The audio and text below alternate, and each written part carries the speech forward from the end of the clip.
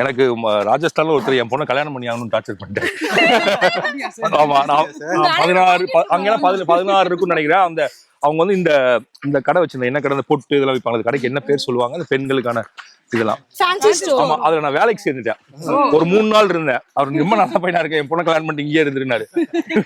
ஒழுங்கா ராஜஸ்தான். நீங்க ஏதாச்சும் ஒரு பிளேஸ்ல போயிட்டு ரொம்ப அட்வென்ச்சரா பயந்து ஏதாச்சும் ஒரு விஷயத்துல மாட்டிக்கிட்ட விஷயங்களா ஏதா இருக்கா? மலையில மாட்டிக்கிறது அந்த மாதிரிலாம்? இது வரைக்கும் நான் சொல்ற மலைகள்ல மாட்டவே முடியாது, கட்டடத்துல தான் மாட்டுவோம். நான் வந்து இந்த ஜாஃப்னா போயிருந்தேன் ஒரு ஃபிலிம் ஃபெஸ்டிவலுக்கு.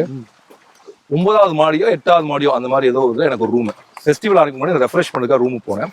அப்போ நான் ஸ்மோக் பண்ணுவேன். ஸோ அப்போ அந்த கதவை திறந்து பால்கனி ஸ்மோக் பண்ணுவோம். அந்த பால்கனி கதவு மூடிடுச்சு.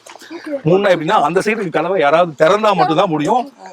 என் போன் உள்ளுக்கு இருக்கு, லாக்டு. இப்போ நான் போனா தப்பா அவங்க என்ன நினைச்சுப்பான என்ன நான் இருக்கேங்கிற தகவல் கூட தெரியாது. பார்த்தா அப்புறம் 8வது மாடில கீழே 7வது மாடி பால்கனி குதிச்சு அதுக்கப்புறம் அந்த ரூம் கதவை தட்டி வெளில வந்தேன். அந்த குதிக்கிறப்ப கொஞ்சம் அட்வென்ச்சரஸா இருந்துச்சு. இதான் எனக்கு தெரிஞ்சு நான் சந்திச்சேன். சோ இதுதான் எனக்கு தெரிஞ்சு. அப்ப கட்டடம் தான் எப்போதுமே ஆபத்தானதுன்னு நினைக்கிறேன். மலை வந்து உங்களுக்கு ஏன்னா நீங்க கவனமா நடந்தா ஒரு பிரச்சனையும் இல்லை. ஆனா இப்படி சொல்லலாம், மலை எப்ப நான் பயமுடிச்சுன்னா, நான் ஏறினப்ப பயமுறுத்தல. இந்த படத்துக்கு லொகேஷன் ட்ரெக்கிங்காக என் பையனோட ஒரு மலை மேல ஏறினேன். ஒரு நாள் காலையில நல்லா சன்ரைஸ்ல மேலே ஏறிட்டோம் ஃப்ரெண்ட்ஸ். அவன் சாப்பிடாம வந்திருப்பான் போல இருக்கு, அது எனக்கு தெரியாது. அவன் ஒரு மாதிரி மயக்க வருதுன்ட்டான். சோ அவனை கீழே இறங்கி கூட்டு வரப்பதான் எனக்கு மலையினுடைய ஆபத்து அப்பதான் எனக்கு தெரிஞ்சது. அது வந்து ஒரு அப்பாவினுடைய பதட்டமே தவிர மலையினுடைய பதட்டமோ மகனுடைய பதட்டமோ இல்லை.